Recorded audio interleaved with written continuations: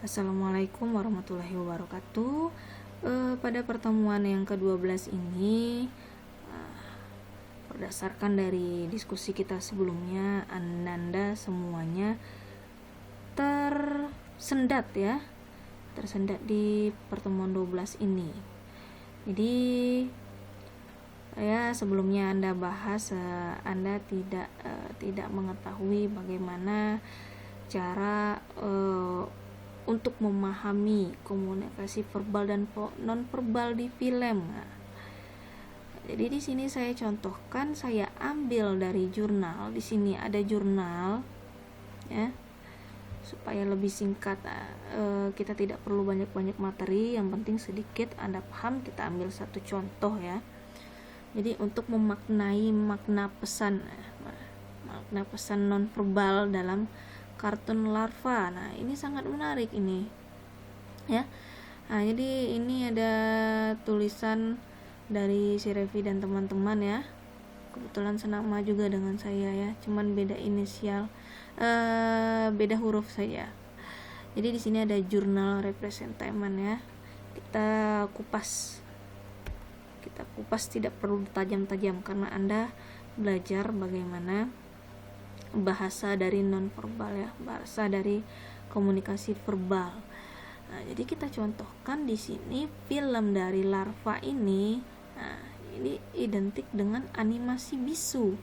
Nah, tapi animasi bisu tapi Anda suka nonton, ya. Saya pasti menyimpulkan asumsi saya bahwa Anda suka dengan film ini, karena sampai sekarang film ini masih banyak diminati oleh anak-anak kecil saja yang belum lurus, ya, yang belum lurus cara berbicaranya, tapi dia paham film itu dan dia suka. Nah, ya, di samping itu tujuannya adalah hiburan, jadi anak-anak itu dia memaknai, ya.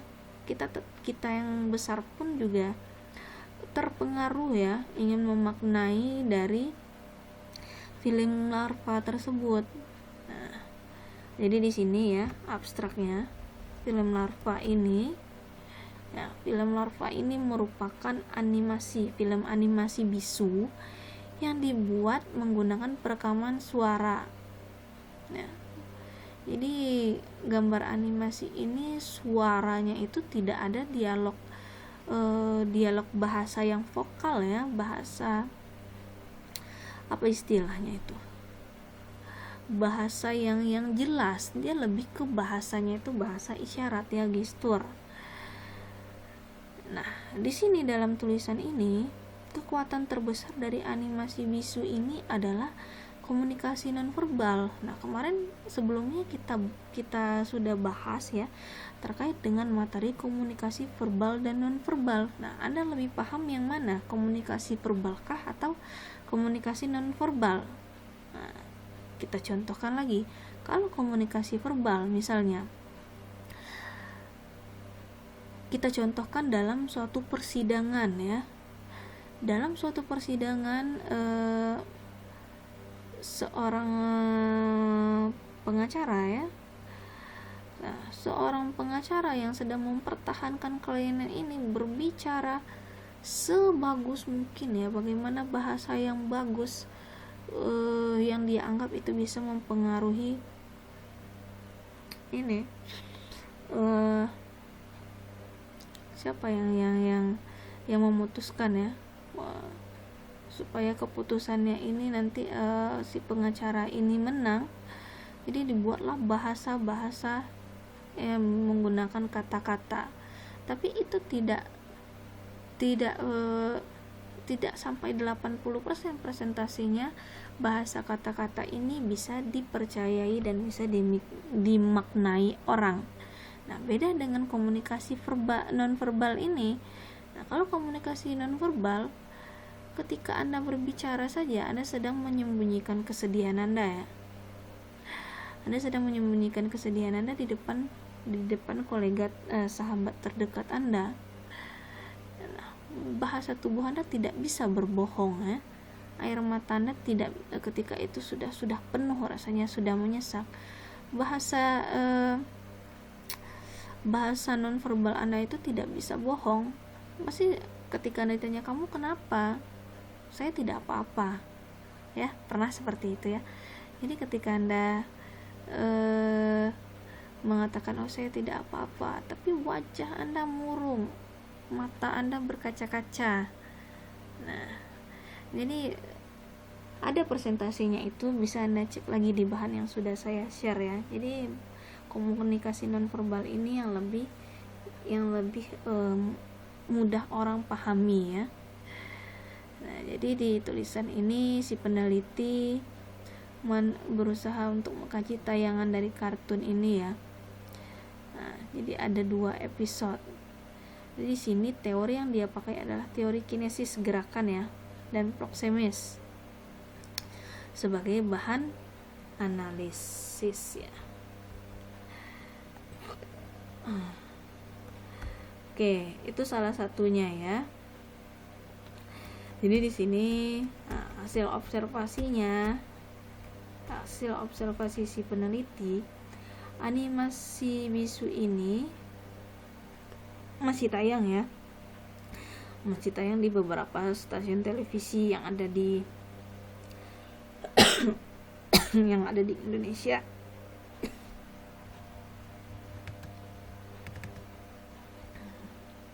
Jadi berdasarkan hasil observasi, jadi larva ini dia mengisahkan 2 karakter utama. Dia ada larva kuning dan larva merah. Mereka hidup di saluran air. Kemudian ada beberapa episode ya di film larva ini. Nah, kita lihat lagi. Jadi untuk orang yang bisu, mohon maaf, orang yang bisu, dia paham film ini, dia gampang memahami film ini karena dia melihat dari gestur ya, bahasa tubuh dari animasi bisu, animasi kartun. Jadi saya juga sudah pernah menonton film larva ini ya, dan ini juga sangat menarik. Menariknya bagaimana bisa orang menceritakan kisah dari larva yang hidup di saluran air ini. Dia ceritakan, oh larva ini bagaimana dia makan, bagaimana dia mencari makan, bagaimana kehidupannya ya.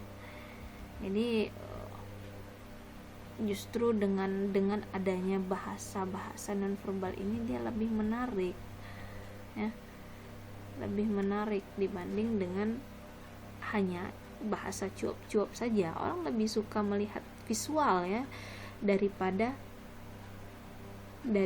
voice saja, daripada cuman suara. Nah, jadi di sini jadi dalam tulisan ini didapatkan ya, ini ada isi cerita. Jadi proses pengiriman pesannya dikemas sebaik mungkin. Jadi untuk mengatasi gangguan hambatan, dia komunikasinya lancar tuh bagaimana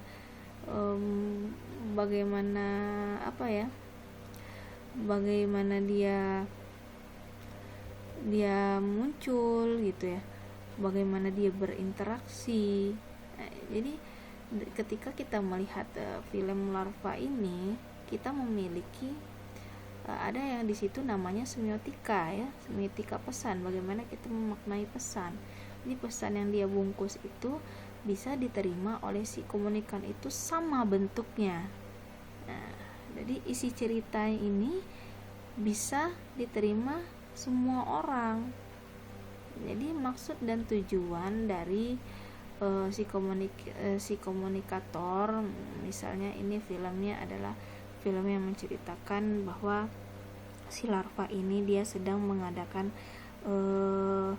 suatu pesta atau dia sedang mencari makan ya. Saya ingat tuh seri-seri filmnya, dia mencari makan, bagaimana mereka bertikai antara itu kan hewan-hewan kecil ya.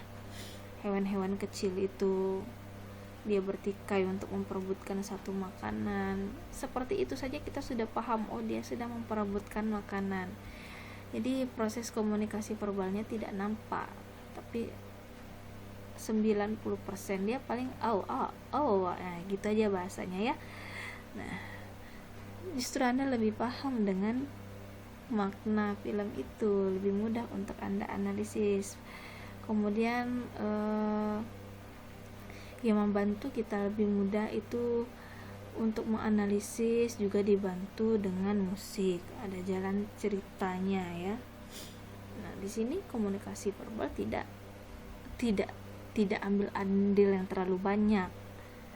Nah, ini belum ada yang Anda bahas ya terkait dengan bedah film tadi. Nah, jadi kekuatan terbesar dari animasi bisu ini adalah pada nonverbalnya. Nah, karena dia memperlihatkan isyarat-isyarat, bukan kata-kata pesan. Nah, dari tulisan ini saja orang lebih banyak paham dengan bahasa nonverbal daripada bahasa verbal. Nah, makanya pesan nonverbal merupakan pesan yang disengaja atau tidak sengaja yang dihasilkan oleh si pengirim. Nah, kemudian bisa dimaknai oleh orang banyak. Nah, jadi di sini tidak ada dalam film larva ini tidak ada yang mereka berkomunikasi secara verbal. Nah, tapi di sini penonton dipaksa untuk memahami alur cerita. Nah, bagaimana memahami si komunikan memahami alur ceritanya? Ya dari gerakan-gerakan tubuh si pemain, kemudian bentuk kondisi emosionalnya, ekspresi wajahnya. Nah, padahal dia tidak berbicara. Nah, itulah hebatnya komunikasi verbal ini. Nah, itulah salah satu contohnya dari komunikasi nonverbal ya dari film ini. Kebetulan kalau filmnya animasi bisu ya, animasi bisu ini lebih menceritakan tentang komunikasi nonverbalnya. Nah, nanti bisa Anda bandingkan kalau dia kartunnya lebih ada komunikasi verbal dan nonverbalnya, bagaimana Anda bedah filmnya. Nah, jadi di sini ada beberapa teori terkait dengan ciri-ciri komunikasi verbal. Nah, jadi pesannya lebih komunikatif ya dibandingkan pesan verbal. Nah, tidak semua orang bisa menjadikan bahasa verbal itu bahasa yang komunikatif ya. Ketika Anda berbicara, ketika Anda berada di depan hakim, Anda menjadi seorang tersangka, bahasa-bahasa verbal Anda itu belum tentu bisa dipercayai oleh Bapak hakim itu. Nah, pasti dia melihat bagaimana bahasa nonverbal Anda, gestur Anda. Nah, ada teknis lagi itu terkait dengan kajian psikologi ya, psikologi komunikasi. Kalau misalnya dia matanya melirik ke kiri kanan, berarti itu tandanya ya bohong ya. Nah, itu kaitannya. Nah, mudah-mudahan sampai di sini Anda paham. Silakan Anda cari contoh lain terkait dengan pertemuan 12 ini. Jadi diharapkan memang mahasiswa mampu memahami komunikasi verbal dan nonverbal ya. Jadi berdasarkan dengan contoh film kartun yang sudah kita bahas sebelumnya. Nah, demikian untuk pertemuan ke-12 ini, mudah-mudahan dapat dipahami. Saya akhiri. Assalamualaikum warahmatullahi wabarakatuh.